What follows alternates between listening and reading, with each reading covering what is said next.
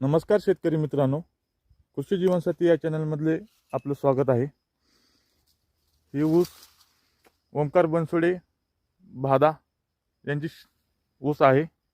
सध्या 2 हेक्टरवरील लागवड आहे। ही आपण शेतकऱ्याची मुलाखत घेऊ थोडीशी।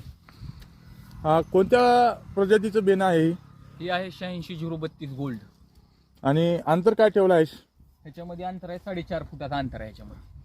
आणि सध्या ऊसाला पाणी कशाद्वारे चालू आहे? आपलं पाण्याचं नियोजन थोडं ड्रीपद्वारे चालू आहे नियोजन पाण्याचं। आणि ऊसाची आता सध्या किती कांड्यावर आहे सांगता? आता तुम्हीच बघा ना हा. कांड्यावर आहे ही मापा 1 2 3 4 5 6 7 8 9 10 11 12 13 14 15 16 17 18 19 20 21 22 23 23 कांड्यावर ऊस आहे। आपल्याला मध्ये जाता येत नाही। हा कोणत्या महिन्यात लागवड केली आहे ऊसाची? ही लागवड आहे मे महिन्यामध्ये। मे महिन्यामधली। हा. आणि आता सध्या बघू शकता तर उत्पन्नाचं काय सांगू शकता तुम्ही तरी काय?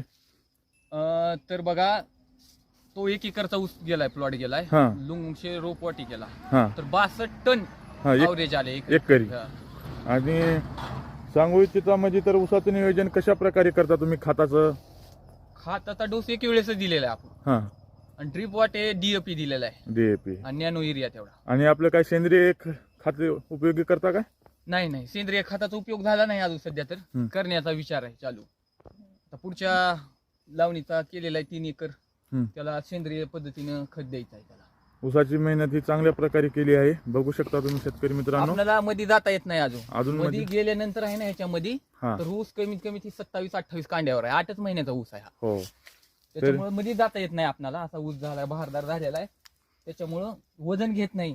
त्याच्यामुळे तो ऊस पल्ला एवढा लावून पण माती ऊस कसा झालाय तो इकडे पल्लाय, त्याच्यामुळे मध्ये जाता येत नाही आपल्याला।